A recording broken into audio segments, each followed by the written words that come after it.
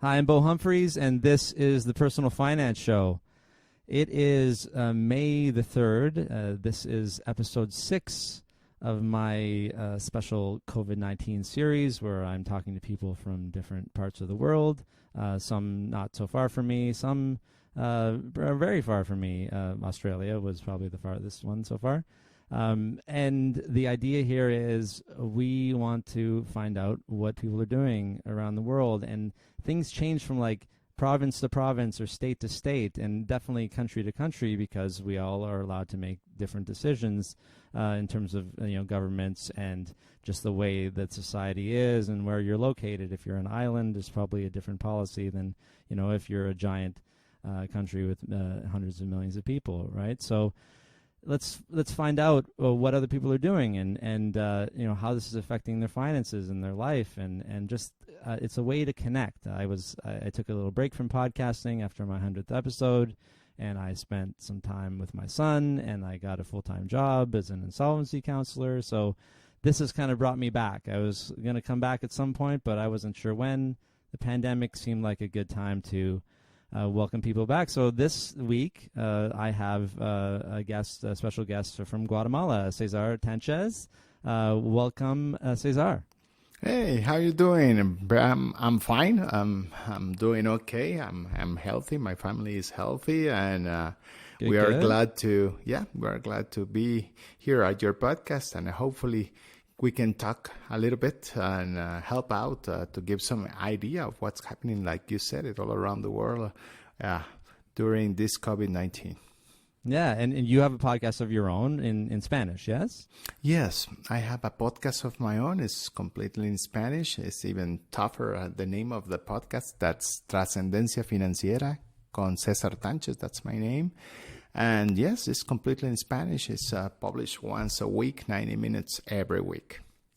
So if you understand Spanish, or you're just wanting to practice and you're interested in personal finance, is probably a great way, because you'll probably be trying to figure out, okay, I think I know what he's talking about. I want to learn. Or if you are, if you just happen to be very bilingual and you're looking for more content in Spanish, it's a source. Thank you for being bilingual, so you could come on to my show and share that, right? And it's a not only is in different language, but personal finance is different around the world, and we're hoping we'll see if it gets accepted, and if we all get to go to FinCon in at the end of September this year. We may or may not be on a panel together talking about how people are different around the world, and how to write content or create podcasts that appeals to the whole world, as opposed to just your own country, right? Because we're not all the same. We have different ways of looking at things. Yeah. But for now, let's talk about your COVID experience. So, tell me about in terms of your personal life, how COVID-19 has affected it. Were you working? Do you have a regular day job, or a place that you go every day that you couldn't go, or were you already working from home? Mm-hmm. How has it affected your life so far? All right. It's a good place to start. First of all, I have I'm an insurance broker in Guatemala. I have an agency, and I have 4 people that worked for me. And basically, when everything started all around the world, for us was just like everybody, like news.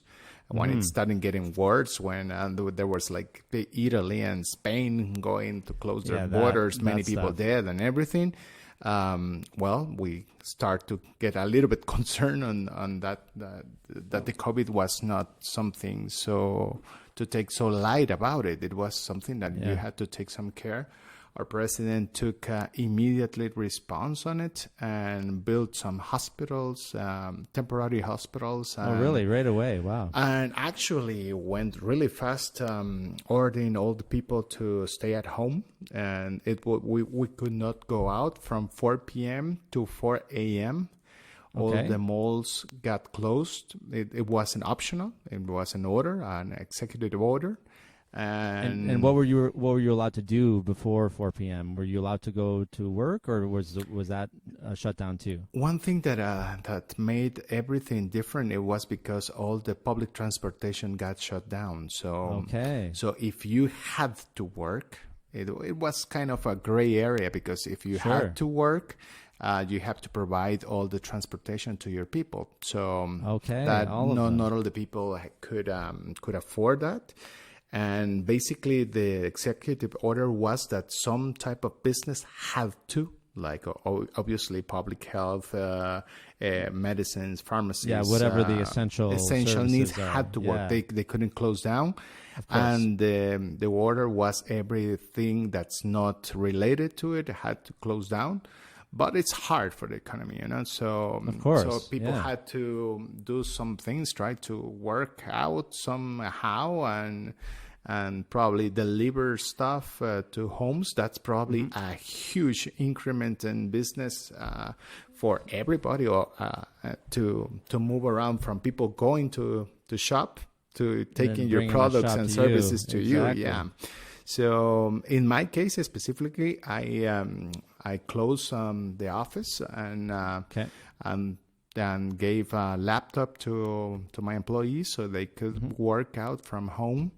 And because it's an insurance business, it has not going down, because you don't want to be left now from your health insurance and your life insurance. Right now it's not like but normally in most crises, at least here in Guatemala or Latin countries, the first thing you cut down is insurance, because you see it like the first thing you can skip out. But why is that? Like, wouldn't people still need their insurance? Yeah, of course they need it. But we are not so like the insurance has never been so important or so high in your priority list. So if you had some problems with your economy, one of the first things that goes out is insurance. So normally any crisis, it goes directly to that industry, or at least for my industry. Yeah. But this one hasn't. People have kept their insurance. They know that's important right now, and they like life insurance, and health. Yeah, and health. And so in Guatemala, you have is it it's not a public healthcare system, it's private? We have public healthcare system, but it's not good. So you will see that options. Yeah, so you have to go private. If you're like you have a job, just like you have a job, you have like you're a media manager or an assistant, you need a health insurance, because the other you have it, but it's not good. So so it's there for people who are low income, who can afford private health insurance. Yeah. They can go to the public, but it's not great, and there's not a lot of funding or anything too. Like a small country, you have like every other country some issues with government, but always health is a big issue, because you have more and more people than you can actually attend.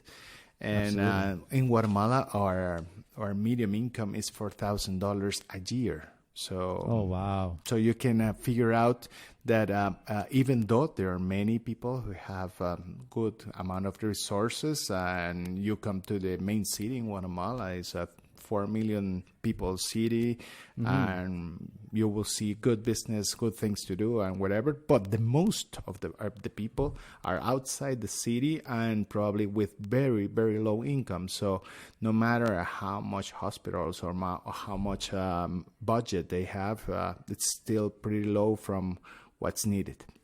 And so, is that 4,000 US?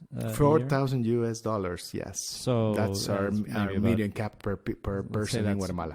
About 6,000 Canadian or so. But still, let's just say it was $5,000 in my in terms of their cost of living. Then, if they're living outside of the city, they can survive a very basic life on that. Yeah, we have Guatemala has a very low cost of living. Remember, actually, we can live with pretty with not too much money, But that doesn't mean that most of the people can even have that. Just to put it just on a small example, the median income in the U.S. is $60,000 a year. So it's a huge difference. I just happened to see a report from the U.S. and the U.S. Someone who is considered poor is if it has an income of $25,000 a year. So make the math. So if you have you have a job, you have a little more than you need. Health insurance is something that probably in the mind of the people here in Guatemala is very much it's way high to the importance than life insurance. Wow. Okay. Yeah, that makes a lot of sense. So you sell health so we have this brokerage life insurance and what else? Other insurance, auto insurance? Too? Yeah, auto insurance. That's a curious one because auto insurance has gone really low. The people have left the auto insurance. First of all, because they cannot move that much. They know that they can have it any time later, and it wouldn't affect their health or affect their people if they die or something. So that's right. That's one that they have left. So here in Guatemala, I know that in the U.S. you have to have like different license. At least in Guatemala, we have all the license to sell every type of insurance in Guatemala. And the rest of the time, probably, I don't know, 50% almost now, I dedicate to personal finance. I have a radio show. That's posted on the podcast, but basically it's a radio. It's a radio format. So you've been doing it on local radio in Guatemala for how many years now? It's going to be 11 on July. So 11 years, and then at a certain point you transferred. You said you started transferring it to podcast form using iBooks like a couple of years ago, or a couple of years ago. And then just recently, you transitioned over to Spotify and Apple Podcasts and things like that. That's correct. And so we can find you, right? You said the title earlier. Transcendencia. That's a really tough one. Financiera. Trascendencia Financiera. You're very close, yeah. Did I get it? Yeah, good enough. Good enough. I'll put a link for sure in the show notes. But, okay.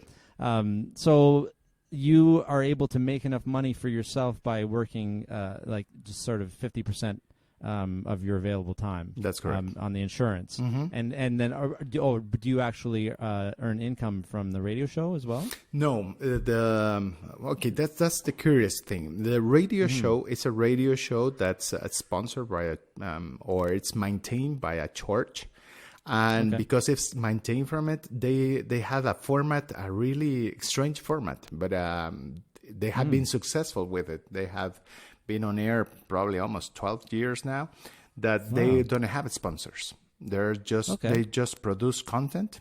So everybody that are related to them, including myself, we donate our time. So there can be some good content to the people. I talk about personal finance, but there's someone who's talking about, entrepreneurship. Another one talking about what happens on local things in Guatemala. Well, they have different formats. Yeah. And we decided a couple years ago that I can both the radio and myself can use the content however we like. So I decided to use all that content that has been produced to go for a podcast. And so you were able to do that, and then we met I guess 2 years ago. Yeah, at Orlando. Yes. Yeah. At FinCon in Orlando. That's correct. And you were at DC last year too? Yes. Yeah, but we just didn't bump into each other. We didn't bump in. Yeah, that's correct. No, I don't know. There's a lot of people, a couple of thousand people, right? But I figured that I would see just by accident, even, right? Bump into each other, but it was happen. Curious. Yep. But no, we had a good conversation in Orlando. I remember. That's why I called on you. And it's nice to be able to do this as a passion when it's not something that like we work our day jobs. Like I'm an insolvency counselor, you're an insurance broker, right? We work in money, right? We deal with money and personal finance all day, but it's not, this is something that we can use to connect people and really just continue to spread the word. That's correct. It's, we can work in finance, but it's, they're very specific things, right? Like we do specific things in our jobs, and it doesn't mean that we can help everybody. But enables us to help people, by donating our time, as you said. As I do that too. The podcast costs money in terms of being able to, right? It costs time. It's time that you could be spending. Yes, a lot of things. Yeah. So you're able to work from home then. Your income has not been affected that much, or it has been? It has been affected, of course. We haven't sold anything new. We have only maintained all our customers. And all the auto insurance, like you asked me, they have gone, like many of them. So that's been the most difficult part, that we have not sell anything new. And some clients have gone, but my main income has still coming in. And the other thing is that also when you are confined, you tend to have some savings, not spending that much because you are not commuting. You basically we had in Guatemala some things that most of the people that have the properties where you rent, they have given you some discounts. In my office, they gave me a 25% discount. Okay, for good. the So rent. you have some commercial rent relief. Yes. So is that the government has implemented that? No, they have not interfered in it. Oh, okay. It has been something. Well, I think that most people know that if you don't help, you are losing anyhow, because they probably won't pay you because they don't have the income to pay you, so they rather step out and help you out in somehow, so everybody can help each other with the rent or even. I mean, I agree with that. I like that concept, but unfortunately, without government interference, that wouldn't happen in Canada and the U.S. Some landlords, depending. They wouldn't care, right? They're just like, you got to pay me my rent. But what they're doing is basically bankrupting the people anyway, and so they're losing on the long run. And so they should get that. Unfortunately, some people have to learn the lesson the hard way instead of just being nice. But there are some nice stories coming out of North America, right? With landlords just forgiving rent for a month or two, right? Just like without people asking. I guess the main line here is, if you can pay your rent, please do it. Of course. But if you can't, communicate with your landlord. And but you didn't even have to communicate. Did they? No. They just said you got a discount. Yes, and as nice. I told you, because I haven't been totally affected, I have been partially affected. Yes, I'm paying my rent, and I take gratefully the discount they can give me, because nice. That will help me out the absence of some income that I'm not generating. So the same thing, because I have some property that I can I do rent. I do the same. You're a to landlord the as other well. Ones. Yeah. So you pay it forward, pass it on. Yeah, to the that's next correct. person. That's correct. That's correct. Yeah, because I think that's the way you have to. Do you have residential tenants then? Just one, a residential one, So, and are they still working? They have been having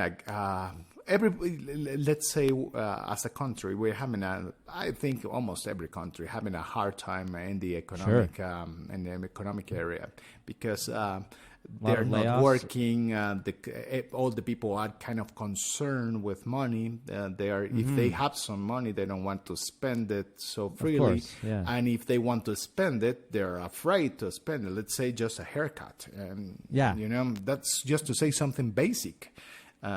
Probably you need it. Probably you have the money. Probably you want to do it, but you're afraid that you can get the disease somehow for some failure on hygiene aspects or whatever. So, well, can you still get a haircut? Are they still open? Do you know? They're not open as a place where you can go, but obviously the people are are improving, are innovating, and they are like offering their services at home. Okay. And Interesting. the good thing is that the thing that I have seen, at least, or the ones that have been doing some business, they don't have the focus on what they're doing. They are having the focus on how all the norms of hygiene they are making. I do not enter your house. I will cut your hair outside your house. I will take my shoes. I will clean up everything in front of you. Both of us have to use masks.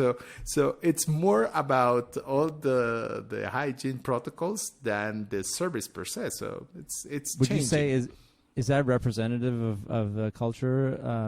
Is everyone is just trying to do whatever they can to help people and to adapt? Is it? Are you? Yes. Would you find like your experience, especially in the big city? Are you? What city are you in? I'm in the main city, Guatemala City. Like it's Guatemala City, country, Guatemala City.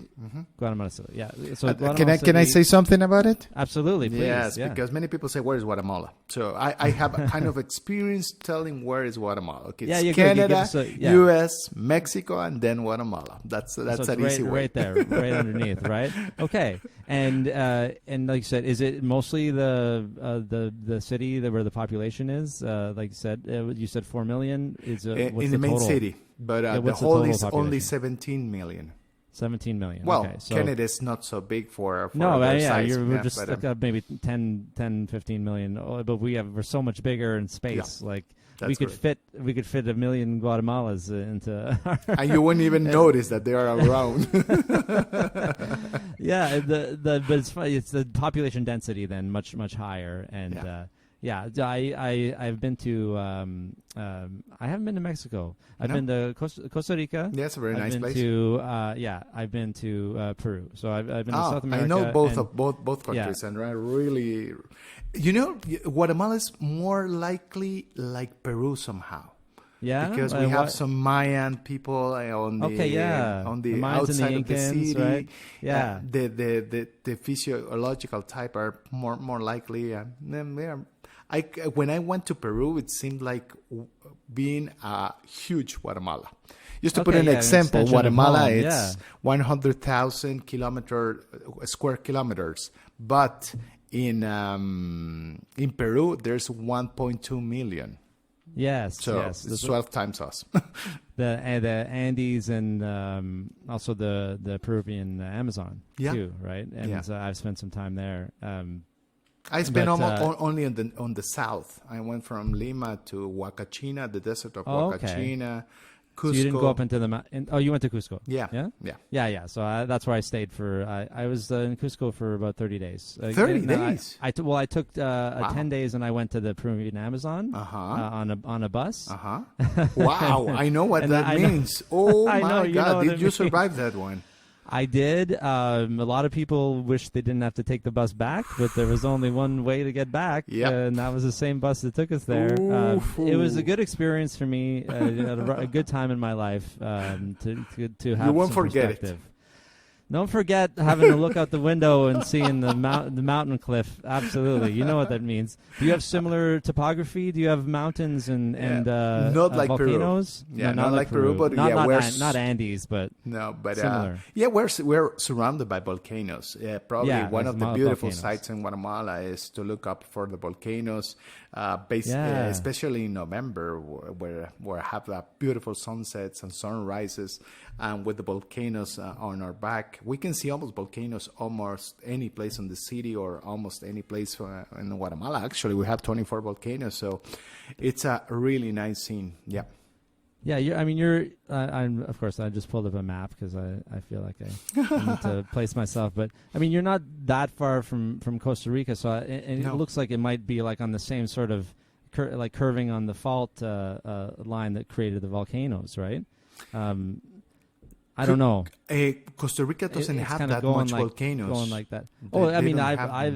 maybe not as many as Guatemala, but they have a lot. When you fly into San Jose, there's like 4 or 5 volcanoes just to the right. We went to Irazu and Poas. Poas. We tried to go to Poas to see because there's an awesome crater there. Yeah, but you can never see cloudy. it. Yeah, it's always cloudy. We only had one day, so yeah. So you've done a lot of travel, then. I like to travel. Yeah. Is it something like? Can you? I mean, I know it looks close, but like, would you be able to travel by land or? The roads are the main issue. They're not so good roads, I see. So it could take a lot of time. So there's no like Central American Highway, like a main one that you can. They have been talking about it many times, but they have actually never done it. So, but it certainly will be nice because in distance we are really close, but the roads are really bad. There's not direct one. Yeah, even within Costa Rica when we were there, just to get from one to the next, it looked so close. But we would have, like bumpy roads that you couldn't go, very fast on, right? So it's the same in Guatemala. The infrastructure is similar. Yeah. I mean, yeah. So the Central America, where would you cut off Central America? In Costa Rica, Panama. No, I will cut in Costa Rica. Panama is South America. Panama. If you ask them, they will tell you that they are not Central America. Okay. And if you ask them if they are South America, they will tell you that they are not also South America. And it's right in the middle of both, it's right? in the middle of both, yes. Yeah, okay. And interesting. Panama is very different from Central America because, if you go to Panama City, I don't know if you have been there, but I've not, no. It's a small Miami, so you have skyscrapers, you have... Sure. It's very different. It's very different from Central America. So I agree that they feel like they are not from Central America. But I would cut it. I would cut it on Costa Rica. Yeah. Okay. Good to know. Because So then I've been to Central America and to South America. So you gotta get I'm that. Sorry, I don't know why it's ringing this one. You good? It is not even the phone. It's I live in a condominium and it was like someone is coming in or whatever. I couldn't somehow prevent that. This is I like these moments in podcasts. It's like when somebody's dog barks. It's like. I'm sorry, but no, don't worry about it. Remember, I'm not going to edit any of this, so it's all just as reality, right? All right. So. So we got the lowdown on Guatemala, and they really seem to take care of the people as quickly as possible, which is nice. I mean, like you said, you can't do a lot about people who are living in poverty, but hopefully they're still able to live, and not have a lot of costs. I guess that's outside of the city, people who don't have jobs. But to build hospitals, do you know how the virus is affecting people? Say outside of the city. Have you heard anything? Yes, about that? We have been fortunate enough that the virus is not from our country; has been imported from other places. So basically, all the cases that has been detected had been from the city. So everything has been mostly contained on the city. We have only 2 community cases that were fastly detected, and they're kind of under control. Where they came from, and then they have shut down the small town and everyone they had interacted with, so they're under control. The other ones have been from the city. At least for last night we have 688 cases. That's our total, and 17 deaths. So 17 out of 244,000 in the world. That so I know. You're good, and we're good. Obviously the lockdown took care of any. Yes. Yeah, right. Anything that might have happened.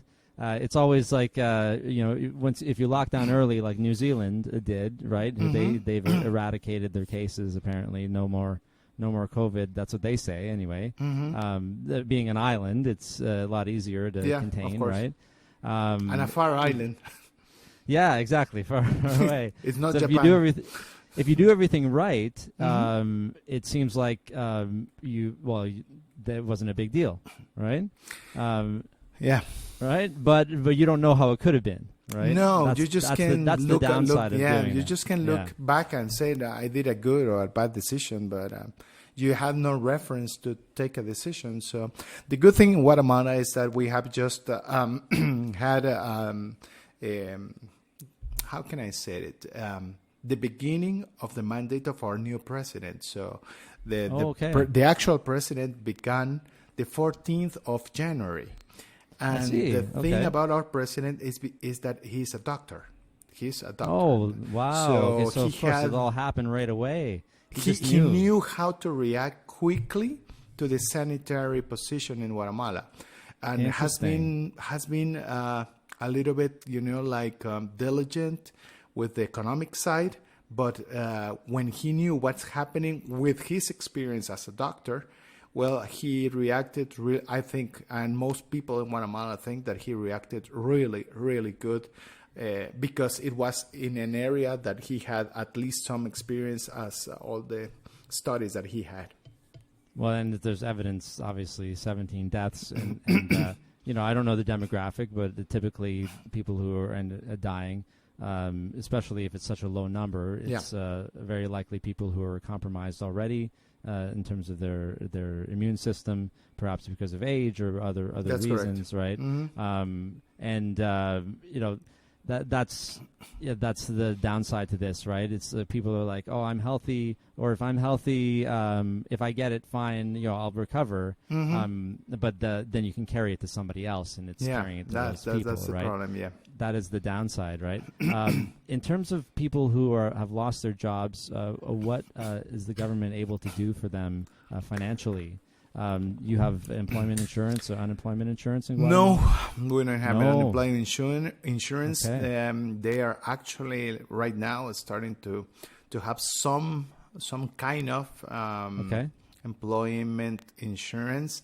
And they are helping out with the poorest people, giving them, it will be around $140 more or less for 3 months. I know that doesn't seem a lot, but at least for the poorest people, it will give them some air to pass through. So that's probably one of the helps that the government have been trying to give to the people. They are also giving them some food. They are having some bags of food. They are around, I don't know, the last time I heard the government was 300,000.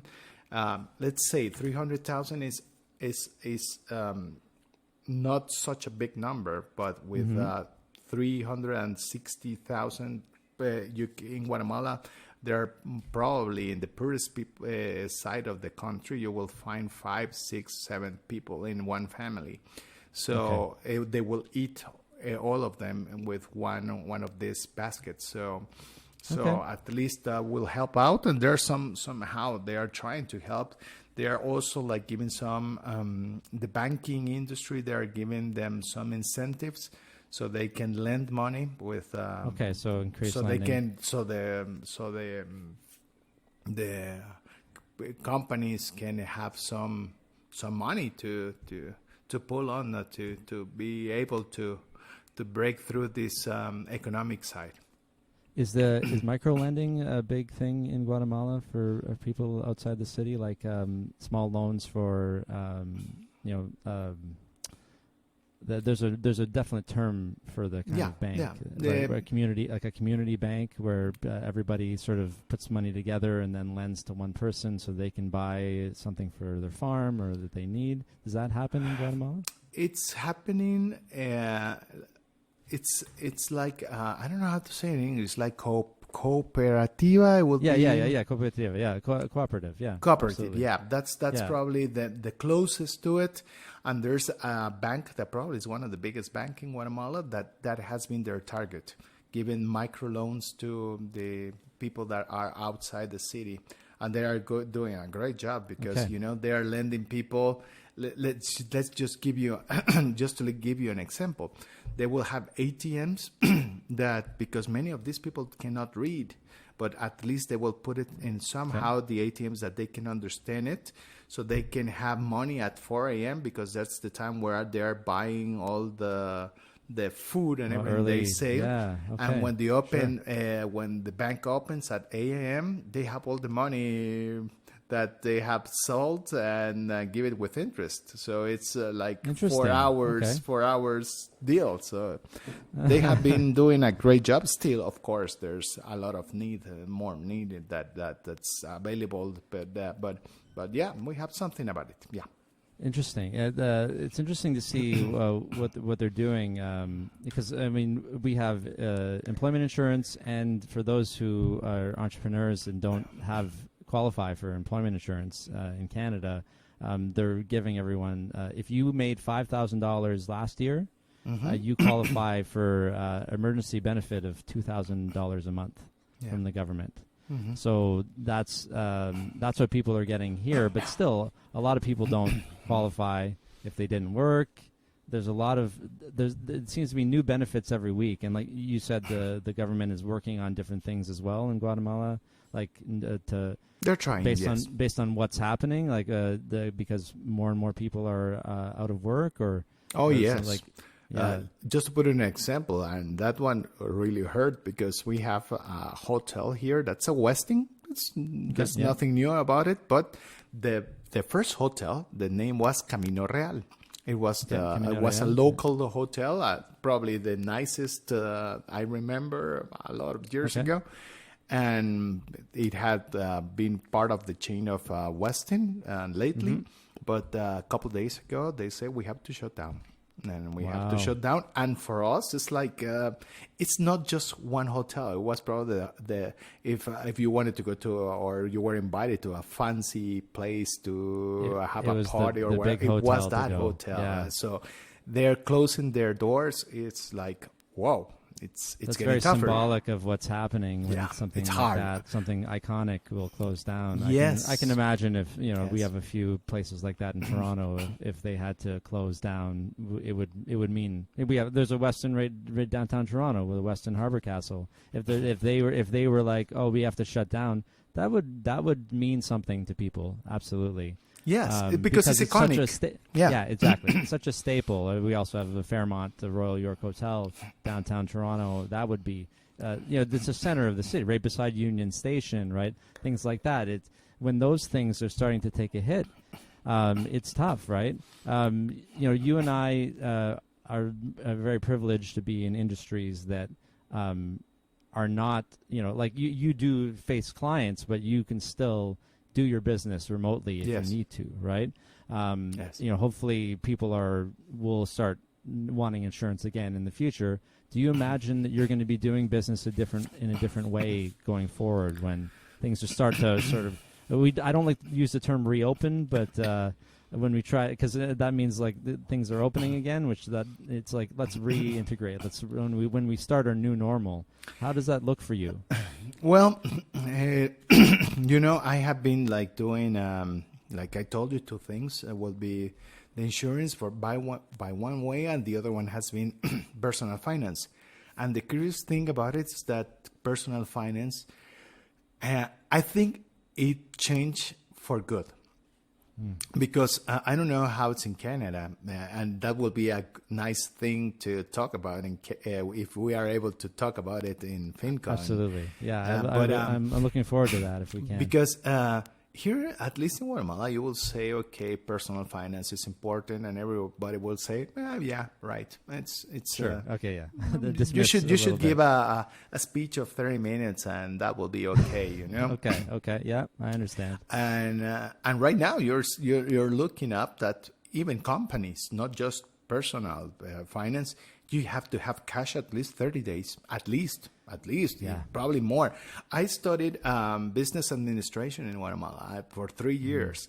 And I remember when they taught me over and over and over, if you have money on your check account, you are a bad manager. You're a bad manager. Really? Yeah, because they thought you should be investing it. Sure, you should be investing. You should be buying more something to get more productive or whatever. So they taught you in school that it was bad to have a cash flow buffer. Yes. Interesting. And right now you're seeing that it's not like that even for companies.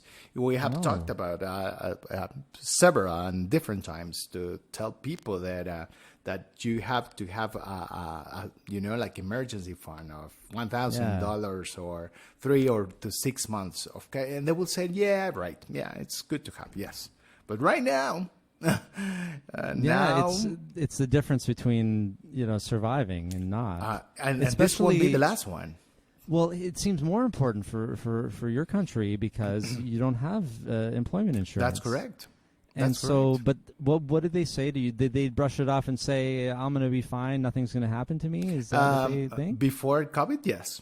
Because they think everything is going to be all right. You always will have job, and you can always have some type of income. But right now, everything changed. So people are starting to know that personal finance is not something good to have. It's a must-have. And by that way, I have been reached from different sectors, companies, banks, and that they're telling me to talk about them and probably do some projects, some paid projects. So absolutely, it's open. And something else, when you talk, at least in Latin America, we are very close. We're extremely close. We say hi with a kiss. We almost give hugs almost everyone. Yeah. So if you want a meeting, you have to make a personal meeting. You have to get coffee. You have to talk about it and everything.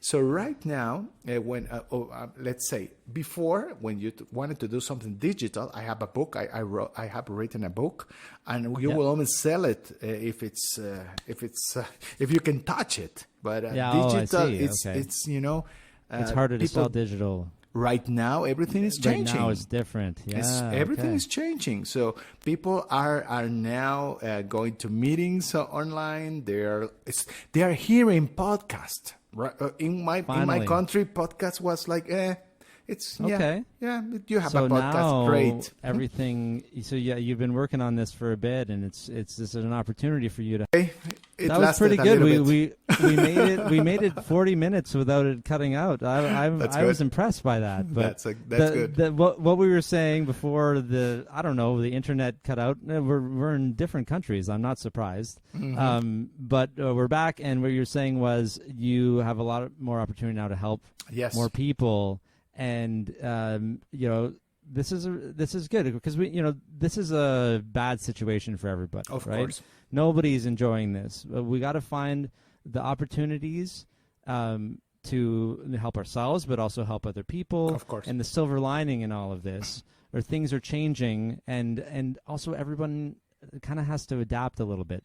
It sucks a little bit, but we have to adapt. If you were doing something, well, we're not going to be shaking hands in North America, and you might not be kissing cheeks as much, right? That's going forward, and we can mourn those things too. But these are just examples of the things that are going to be changing. So the way that we do business is changing a little bit, and we can find connection in other ways. And just like this, we're connecting. We haven't seen each other in a couple of years, but it's like I feel like we're meeting in person right now, you and I. That's correct. Yeah. Because the alternative, even if we lived next door, we couldn't see each other, but we don't. We live, thousands of miles away. Yeah, that's right? Correct. So it's really good to see personal finance being taken a little more seriously. Yes. In Guatemala, and at the same time, we're trying to balance in North America, trying not to shame people for not having an emergency fund, while at the same time saying, hey, okay, so you didn't have one, fine. Now what's your plan for when everything starts up again, right? Yeah, and so we want to focus on going forward and not saying, well, you should have done this or you should have done that. Because that falls on deaf ears and like, well, what can you do for me now? Yeah. And then what can we do for the future? And so that's where we all come in. That's kind of our job going forward, is to help, whether it be a pandemic or it doesn't have to be a pandemic. It can be your personal pandemic of just getting sick and losing your job. That's correct. It happens to people all the time, and until it happens to you, you don't know, what you needed to do. That's correct. You know, I had an insolvency in the past. That's why I'm an insolvency counselor now, right? I had a terrible time in my 20s, and I was in a lot of debt, and I got out of that. That was my personal pandemic, so that when this one came around, I was ready. And that, you know, it's just something that you have to have in your head, right? It's not easy. It sounds so simple, right? Like just save money, right? It's easy to say, right? Yeah. But there's a reason why we have so many people in our community talking about it in different ways. It's because it's not easy, and it's different for everyone, and people respond to different voices, right? That's correct. In your case specifically, in different languages too, right? So like that's why we all just need to keep talking about it in whatever ways. And yeah. It was really great for you to join me today. I'm really happy we got to have this done. And only one disconnect, which I can just sort of paste together. That's correct. Really only easy. one. Because the only way I can do podcasting now is to do as little editing as possible and do it all on a Sunday morning. I know. Because you have kids as well, right? I have two beautiful daughters, but I know what it is. Exactly. You got to find time, but not too much time, because then it takes away from family time and also time to make money and you know, other things that are important in your life. So thanks so much for joining me. Any final words from you? Yeah, I had a great time. It was good to see you. I know that you are hearing this, but we happen to be able to get to see each other by this platform. Through this video platform here. Yeah, video platform help us out to had a good time. And I just want to finish with something. Okay, we have all, and I mean as personal finance educators or even any people, you have to think in two ways. What are you doing during the confinement? And what are you going to do after the confinement? I know that's a basic knowledge, but yeah, what are you going to do to survive right now? That's the I think basically in my country, that's what have changed the most. Like I told you, I have a radio show, and you normally will talk about getting out of debt, how to buy insurance, and many stuff. But when this thing came through, we have to change. We have to learn. We have to figure out how to help people to have some income when they have no job. And I don't think no one had, or at least I haven't even read one book talking about it, because everything was brand new. So we are, have to be reinvent ourselves and be able to pass through this time, because it's going to pass. But one thing is how we're going to get through this, and how can we take advantage of this. The problems have changed, the solutions have changed, and so our message has to change. And I think that if anyone can apply that to their everyday business, they can be more productive, more resilient, and they can take some good advantage in a good way to generate more, to be more diligent, but also to be more effective and generate more income. I strongly believe that this now is hard, but when it passes through, we are going to be much better than when we enter this phase of the humanity. Well, that's a fantastic message. No better way to end it. Thank you so much, César. And I really hope that we get to see each other in person again. But otherwise, have a great rest of your weekend, and stay safe, okay? You too. Thank you. I really enjoy it.